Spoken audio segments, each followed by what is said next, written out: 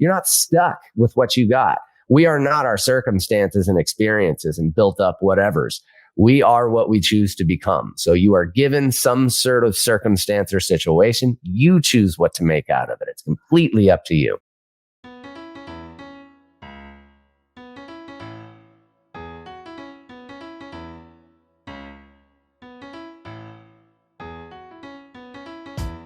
"83% of Americans identify as not very happy, which can hold you back and negatively affect your relationships and your business. On this podcast, we discuss the proven steps to happiness so you can restore balance and rekindle your joy.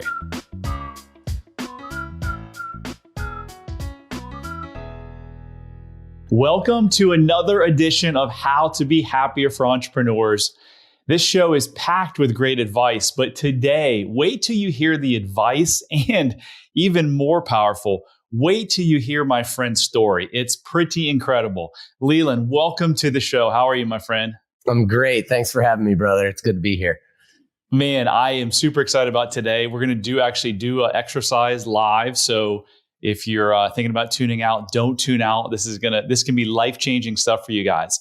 Your story, man, when I heard your story, we got introduced to a good friend of mine that I've known for, 15 years or something. Your story is quite impactful. Could you walk us through your journey from the challenges you faced as a quadriplegic to finding your purpose in holistic healing? Yeah. Oh my goodness. Yeah, it's quite the story. Even for myself, when I look back on it, and as I'm writing my book, I'm like, oh my God, this is just ridiculous. But I joined the military at a very young age. Grew up in a military household. My dad was Special Forces Airborne Ranger, and couldn't wait to get out of the house. Of course, tired of being told what to do, so I joined the military. And got a real dose of the world in a way I never would have experienced.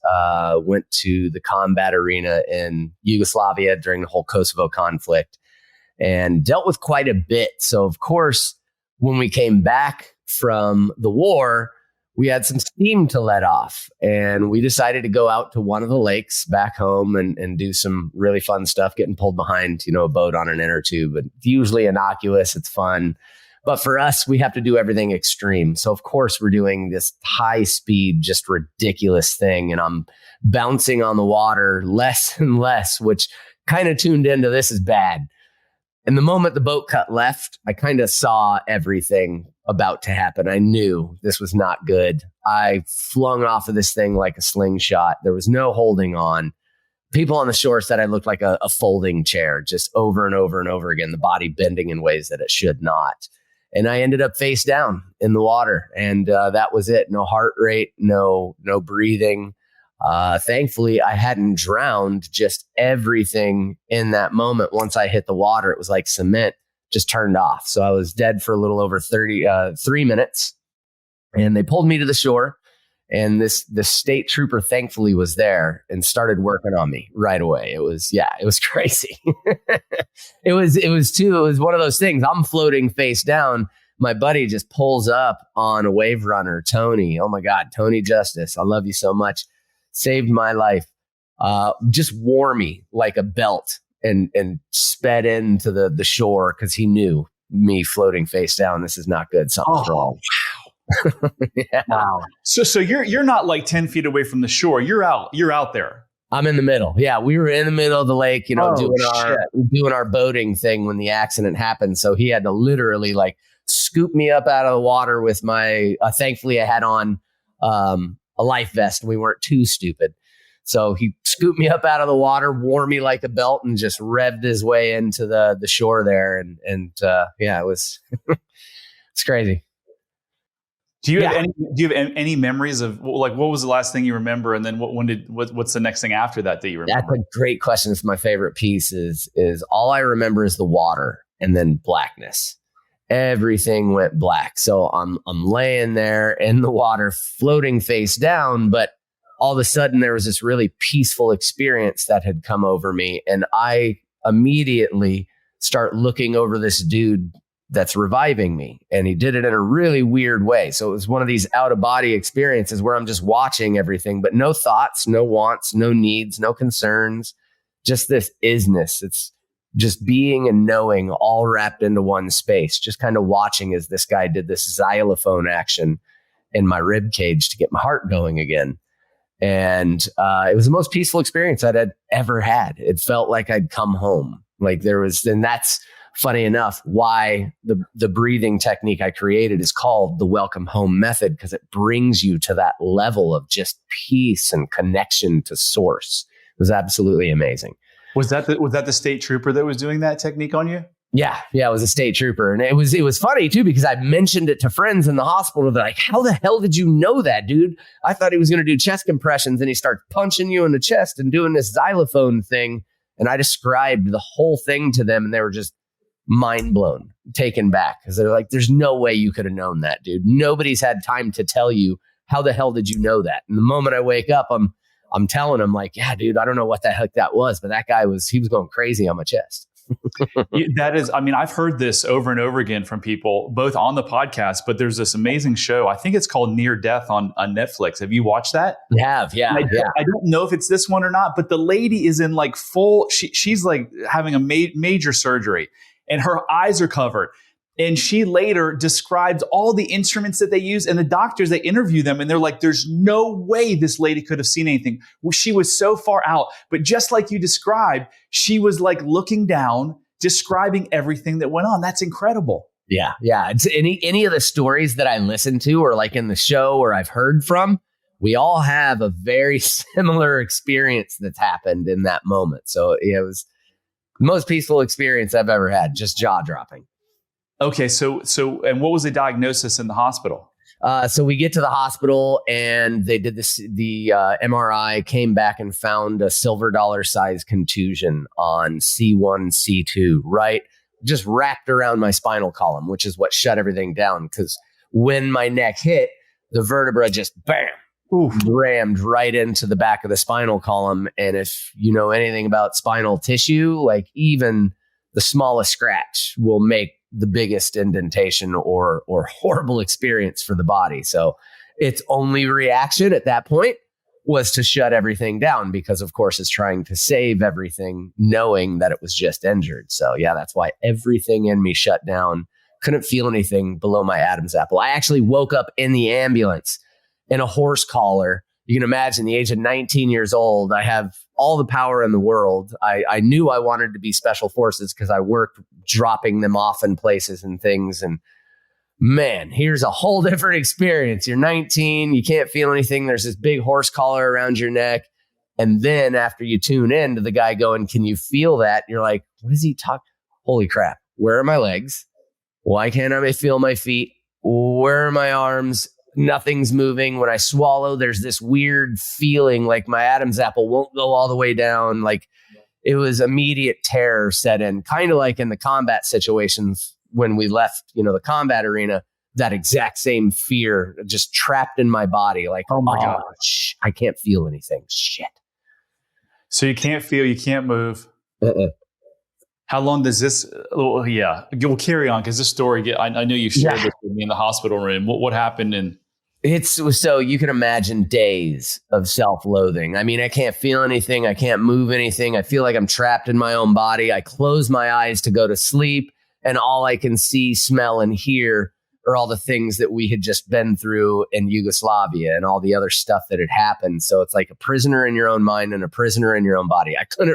I wanted to, like the inside of me just wanted to jump up out of the bed and run out of the hospital screaming, but I couldn't. I was stuck. So you can imagine for 3 days, there was a lot of this self-loathing and woe is me, to the point where I didn't want to live anymore, man. That was it. I was done. 19 years old. Are you kidding me? Like, this is my life. I know some people might look at that and think, oh, I'll be fine. Like, I did not have that going on. 19 years old. My life was over. I was asking friends to kill me. That's how bad it was. I was like, dude, this is horrible. Do not let me live like this. You have to take me out. It was just gut wrenching. So thankfully, all the training that they put us through, because I hadn't done my Hell Week, right? I had to go down to do Hell Week if I wanted to even be considered for special forces. But before that, I was at least put through specialized training, like SEER training, survival, evasion, resistance, and escape, POW training. I got my expert marksman badge, so I was perfectly well on my way to being a sniper if I had wanted to. So all of that training kicked in, and somewhere in the middle of the doctor's management of my life, like, you're just stuck with this. We're going to have to put in a wheelchair ramp, all the things when I think back, just rolling through my head, driving me nuts. And in the middle of it, I remembered what they had taught us, which is you're never alone. You're never forgotten. Never give up. Always try to escape. Always try to evade. Resist, resist, resist. Don't give up. Don't give up. We're coming for you. You're not forgotten. All of that. I mean, every time I mention it, it's like I get this rise in my body. It's just been programmed into me, and something told me to just say hell no. And that's exactly what I did when the doctors running through all the things that they wanted to do, or surgeries they wanted to try, or whatever the hell else they wanted to do. And it was just this emphatic hell no. Well, it was not a hell no, but I'm trying to be a little more PC for the recording. So the moment I said no, I got this feeling that went down the sides of my shoulders, inside of what's called your brachial plexus here. It's this big complex of nerves. And that was like you can imagine, just jolted my eyes open, like, what the hell was that? And in that moment, I didn't mean to, but I was like, Doc, there's something going on here. I need you to actually get the hell out of the room and send my friends in for me. Kelly and Tony were sitting outside. I was like, I need to talk to my friends. I don't need to talk to you right now. You're telling me something's not going to happen. Something's happening. I've got to have a conversation with people right now. And that was my universal sign. Like, okay, hold on a minute. You're not stuck with this. There's something you can do. And that was Leland. Couldn't that be great advice that you received in training for any human being, whether they're military or not, is that you're not forgotten, you're not alone, and don't give up. Yes. Like, you're never alone. Ram Dass says, like, you're never alone. You've got yourself. So don't ever be lonely, because the one person that can love you more than anyone is yourself. Exactly. Yeah. Yeah. He says it all the time. You couldn't possibly be lonely. It is an impossibility for you to be lonely. So yeah, it's something that I have now instituted in all of the training, whether I have spinal cord injuries that I work with, cancer patients, MS, all of it is based on never giving up. Of course, I can't promise you what's going to happen. But I can promise you I'm going to be right there by your side the entirety of the time that you decide to fight. I'm going to fight with you. So that's something that I really ingrain into our warriors is you're not stuck with what you got. We are not our circumstances and experiences and built up whatevers. We are what we choose to become. So you are given some sort of circumstance or situation. You choose what to make out of it. It's completely up to you. Yeah, and as it sounds like you're a fan of Ram Dass, he also says everything in this world is perfect. And it took me a long time to really get that. A long time. Like, how can you be telling me like the genocide in Rwanda is perfect? And it's perfect because there's a plan that we're just part of this larger plan. And if you just live your life and just go with that plan, okay, I have a flat tire today. Okay, I'm sick today and I can't play golf. Okay, I broke my neck, messing around on a water tube. There's a meaning behind this. Look what it got you. Like, is there a better example than you? Like, you became a quadriplegic and now you're walking and you're helping other quadriplegic change their lives. So freaking amazing. So tell us about the PT, speaking about the deal with the cards that you're dealt. Holy moly. So what you got this PT guy to help you out. What was your story? Yeah. So, of course, fourth day, right after I had made my declaration, of course, when the student's ready, the teacher will appear. The universe is always listening. To your point on that plan, it was like, okay, he's done. He's in. So the physical therapist walks in. And at first, I didn't like the guy because he walks in and he tells me, all right, so we're going to do physical therapy and we're going to move through some stretches. Some of this is probably going to be a little uncomfortable for you. Thankfully, you won't feel much of it, but we're going to work through a lot of the things like the atrophy that's happening in your muscles since you're not actually activating your nerves. And we're going to do yoga. I know that may sound weird, but we're going to do some yoga. And of course, I'm 19 years old. Oh my God, I wanted to go off on this guy. I'm just looking at him like, man, if I could move my legs, I would chop you in the throat right now. Yoga. You just walked into a quadriplegic's room talking about yoga. Thanks for reminding me, doc. And that's when his whole demeanor changed. And he was like, I get it. But just pay attention to the fact that yoga actually is comprised of 196, what we call sutras or threads of knowledge. 4 of them are physical. 192 of them are all about something called pranayama, the control of your breath and control of your life force. The absolution of you is found inside of your breath. So of course he got me like that. That paused me for a minute. Like, all right, you're not such an idiot. I thought you were just a moron. Yoga. I'm going to do yoga right now. So of course he took me through some yoga breaths. There's some out there for those that know yoga, like Bastrika, Tumo breathing, some of these other breath styles that are out there. So he took me through a round of Bastrika breath, which is, or bellows breath for some of you that know it as that. So he took me through some really heavy type breath techniques and had me do some of these breath holds. And in the moment that I hit that breath hold, which you guys will get to experience here in a little bit, it was the exact same feeling. And of course, you can imagine I let go right away, came out and was like, what the F? Just staring at him. Like, what did you just do to me? Because that same feeling came back inside of my shoulders. And I just got the little tingles that ran down to the edges of my shoulders. And I was like, dude, I don't know what the hell that was, but let's do it again.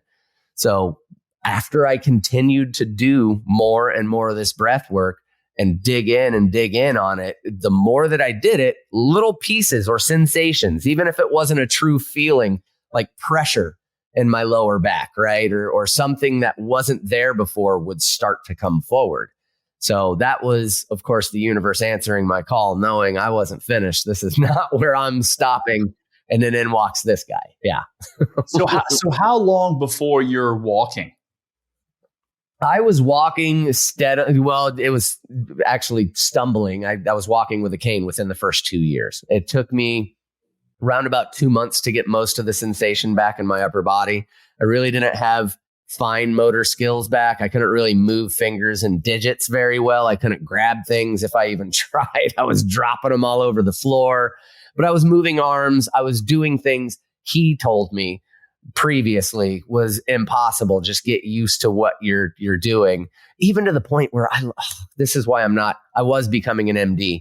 Now I'm obviously, as you know, just becoming a neurochemist and neuropsychologist. But even in the fact of me gaining some of these things back, they're training. He'd still poo-poo on it. Like, don't get too excited. You got your upper body back. That doesn't mean you're going to get it all. But like, I just wanted to punch him in the face. Like, dude, I did something you said was impossible. Shut up and congratulate me.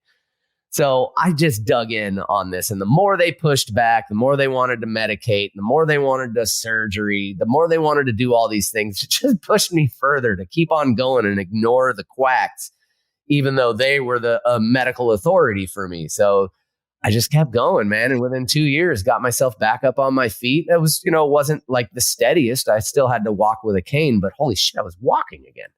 And now are you 100% or do you still have effects from the accident? Yeah, I'm now 100%. As you know, I also had a second accident in 2019. So had to work through that again.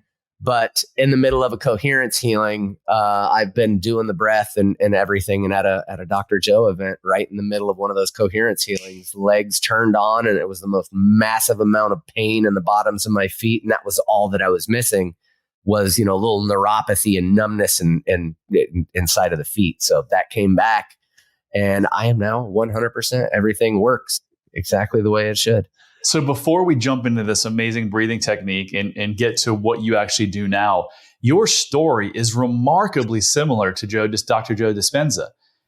For those that don't know who Joe Dispenza is, can you give the 30-second version of how he got to where he is? And then tell us because I know you work with him now, and man, I'm so envious of you on that front.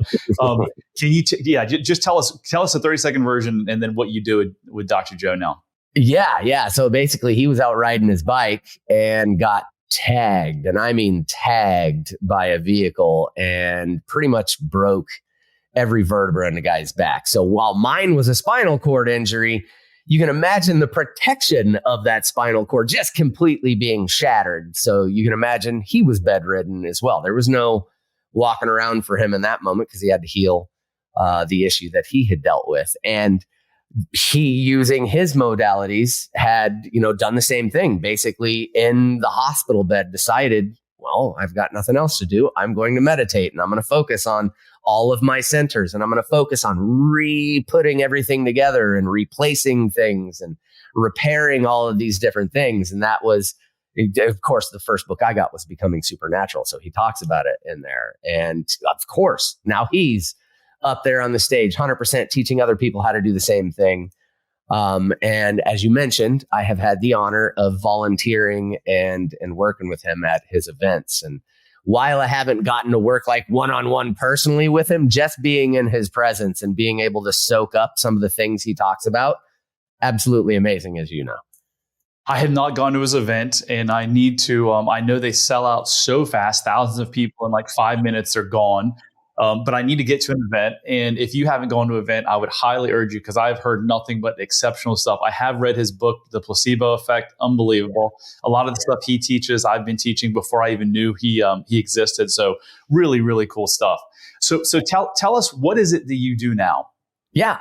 So basically what I've done is, after the whole messy middle, right? Because I got myself back up on my feet and I had to figure out how did I do that? I knew why I did it, but I needed to figure out how so I could replicate that again, right? So especially around about 2016, I had heavily dug into neuroscience and psychology.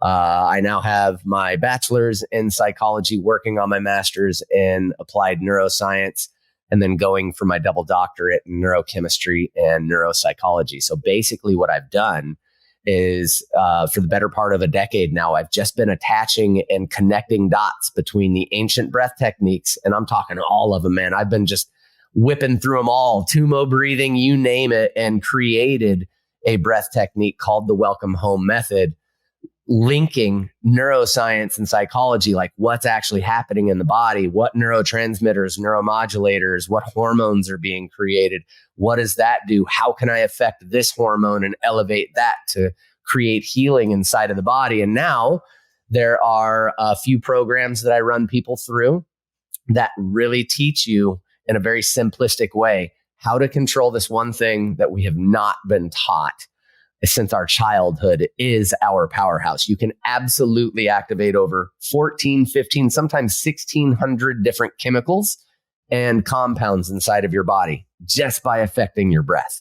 And these ancient cultures already knew it. When you read through like 7 books of the Tao, it literally talks like it's a how-to manual to affect your breath and change your entire experience of life.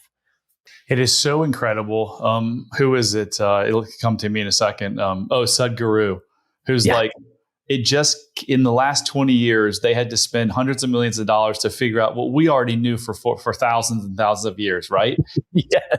Incredible to me, like the new stuff that they've learned, but the ancient folk knew about this stuff. It's absolutely incredible. So Leland, who is like the perfect, who comes to you? Oh my goodness. So of course, spinal cord injuries come to me, and to say that I almost want to cry thinking about it, I get emotional thinking about it. I have not just spinal cord injuries, but MS patients who have lost the ability to walk, who are now, one of them today, Jim, who's very actually well known in the Dr. Joe community. They call him Thor because he's just amazing. Started feeling for the first time in a decade pain in his finger, and also these sensations moving down through his legs and calf, like impossible as far as the medical community is concerned. He lost that function due to brain lesions because of the MS. Now that's coming back for him. I also have cancer patients. We have Parkinson's also. I'm working with Parkinson's folks. Anything neurological, the breath is magic for it. It's just, it does amazing things to the nervous system. And we also have, if anybody knows the difference between an incomplete and a complete injury, an incomplete injury still has some sort of feeling below that injury inside of the spinal cord. A complete injury means there is no sensation. It is all stopped from wherever that injury has happened. And one of our other Dr. Joe advanced students, who also has been practicing the breath now for well over about 1.5 years, almost 2 years, is starting to move legs, starting to lift her knees up off of the ground when the doctors told her it was impossible. So even complete injuries are starting to notice things. I'm blown away myself because I knew I could come back, but now I'm watching other people do it with the same breath technique that I used. Unbelievable. Leland, do you think or believe or know if the breathing techniques that you teach and train on help to heal childhood trauma? Yes, very much so. And especially since I am somebody who had dealt with a lot of childhood trauma, beaten and broken from the age of 5, raped and molested from the age of 7. It helps to unpack things minus that emotional charge. Literally, when you do, and I've done it myself, and this is obviously just me saying this, but I've heard it from other folks that it's literally in one breath session, like 30 therapist sessions. And just one 60-minute sitting of breath, I get more done than I could talk to my therapist about for the next, 16 weeks. So there was a reason I asked that question. And there's a lot of smart people, a lot of smart doctors. And Joe, I'm not going to say he's one of them, but I think he might be one of them. You mentioned 3 things: Parkinson's, cancer, and MS.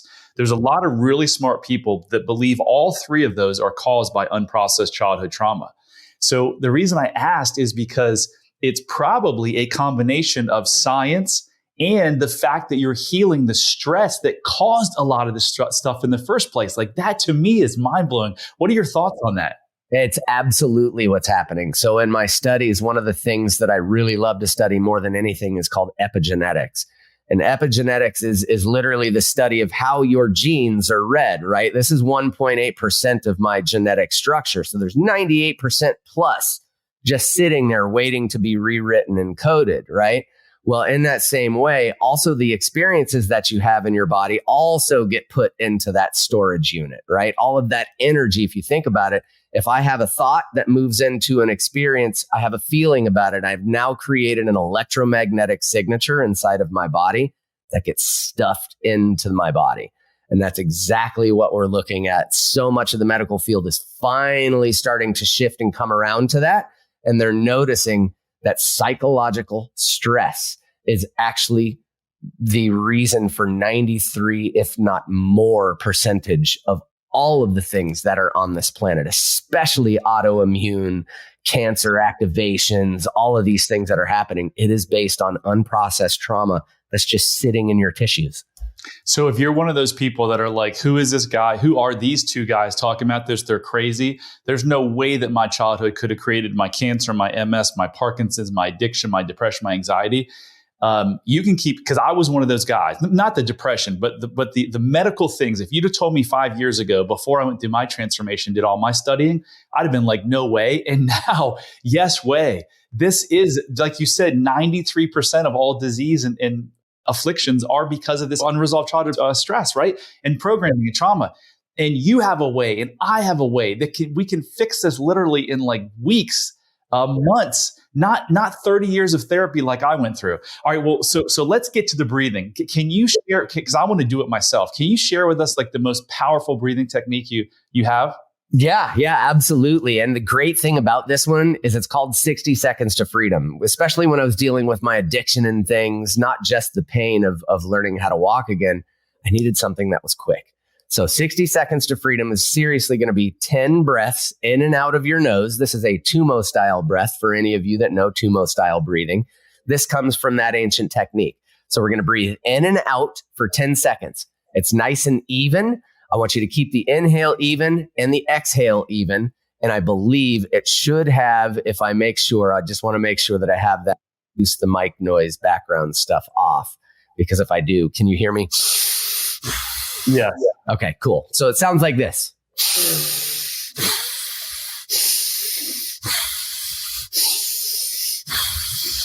So just about 2 to 3 seconds in, 2 to 3 seconds out, all from the belly. Leave the neck and shoulders release. You're going to feel tingles. You're going to feel some shifting and some changing. Trust the body. Continue to move through it. On the 11th inhale, I'm going to have you breathe in and hold. And when you hold, I just want you to melt. You're going to swallow. So try swallowing. Notice how your attention immediately went here. It's all I want everybody to do is just swallow. Let your shoulders fall. Let your face melt. Let all of your body go as you're holding and allow what's happening in the body. It's called the deep diver effect. Of course, at first, when you're holding, the body's like, I need oxygen. And then all of a sudden, this component just settles in. The CO2 starts to open up all the oxygen in your body. You start to get this cascade of neuromodulators and transmitters. Your bliss chemicals kick up. You're going to love it. So just trust the process. And also, don't do this while you're driving. If you're driving right now, please don't do this. Yeah. And for those of you who aren't watching a video and are listening to the actual podcast, your mouth was closed. Is that right? Yes, mouth closed. This is all in and out through the nose. All in and out through the nose. And you're gonna walk us through this for the next 60 seconds, right? Exactly. Yeah, I'm going to be right there with you. I will breathe the first 2 breaths with you so you can kind of pick up on the pace, and then I'll walk you through. Eyes open, eyes closed. Eyes closed. Yeah. Cut off the sense of sight. Give yourself that internal going in. So that way you have more of an internal feeling, because when you cut off one sense, the other 4 build. All right, let's do it. Settle in. Make sure you're in one of those seats like him, nice and comfy with a back to it. So that way you can kind of just sit back, sitting up tall. Let your hands rest on your knees. You can soften, close your eyes, and breathe in all the way up, and hold. Hold your breath. Let your shoulders fall. Keep your mouth closed, in and out through the nose as you exhale all the way.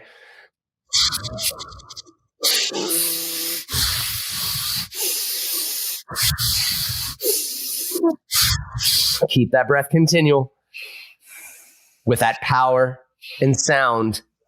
No pauses in between. Continue to breathe in and out. Just a couple more. You're almost there. What you're feeling is normal. 2 more. Last one. Breathe in and out. In all the way up, all the way up. Swallow into your belly. Shoulders fall. Face release. Sink in. Go on that journey.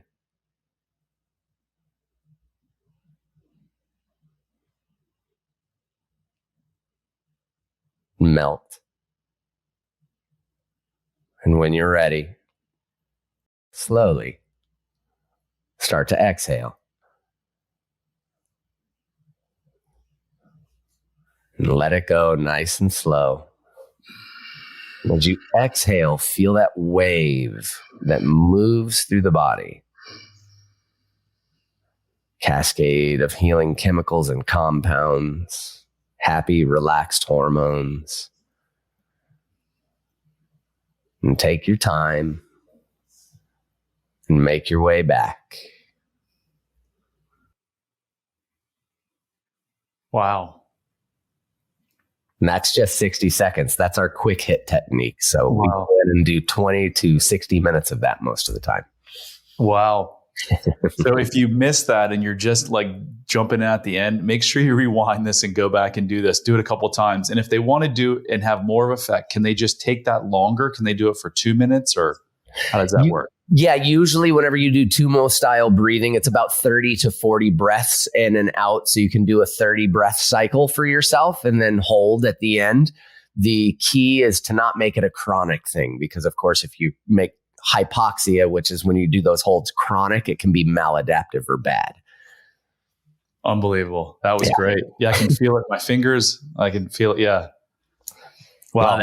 Yeah. So you can imagine when I got that going on, when I was paralyzed, I was like, man, give me more of this.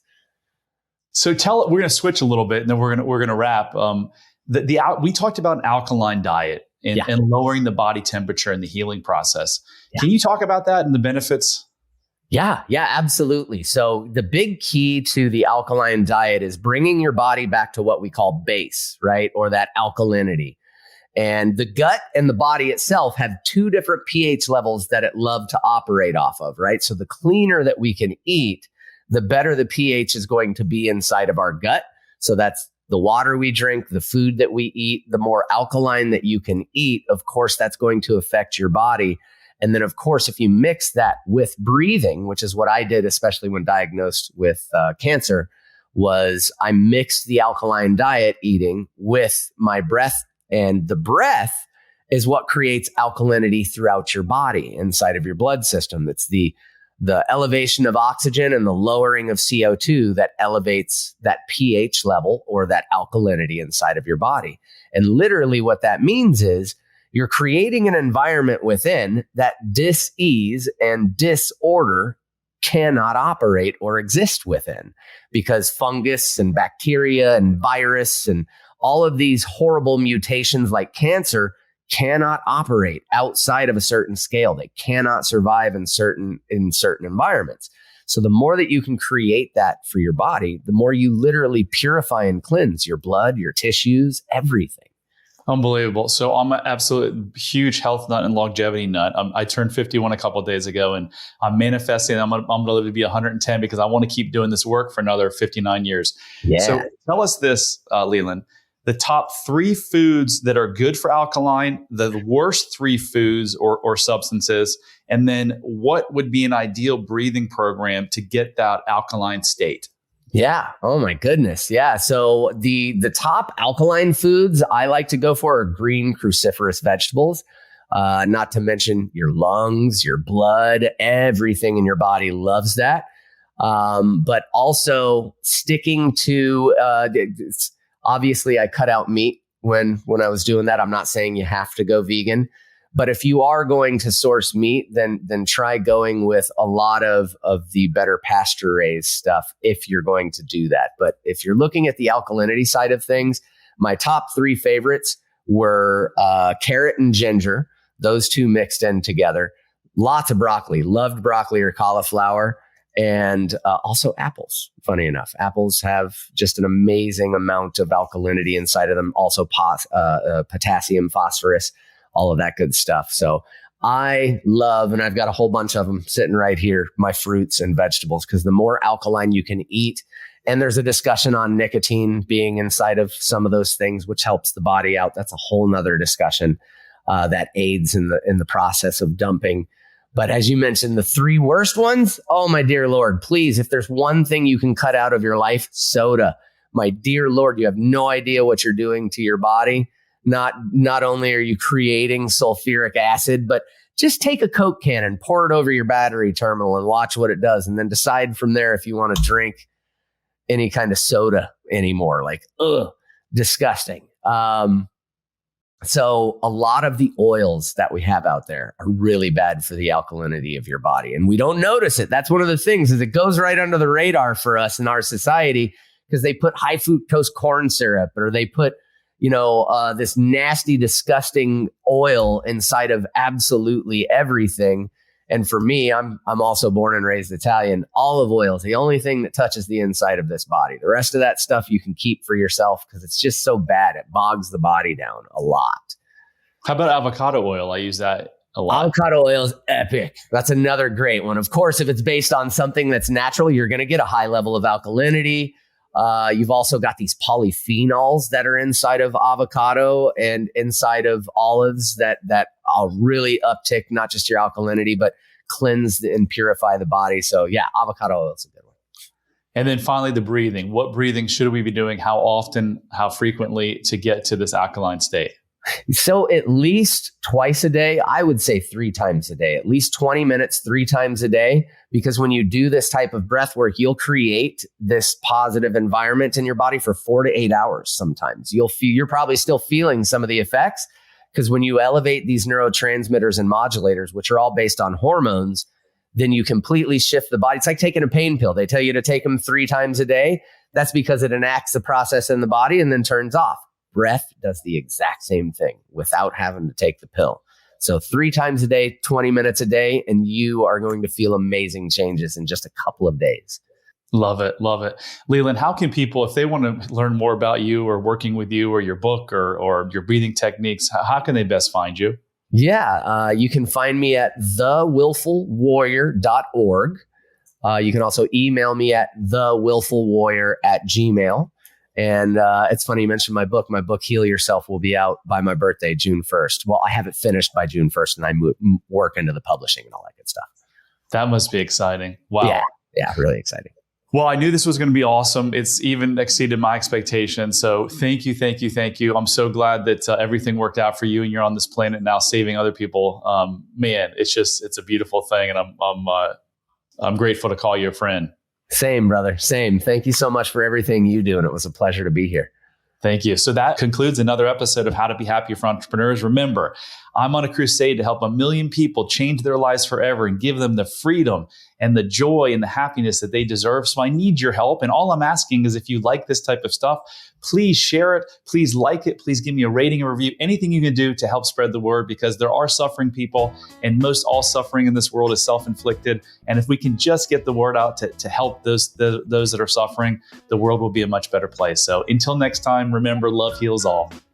Hit subscribe if you don't want to miss out on more life-changing content. And if you're struggling, you don't have to. Go to bradchandler.com/contact. There, you can join the Facebook community of like-minded entrepreneurs, and you'll see a button to schedule your freedom and happiness call. See you on the next episode.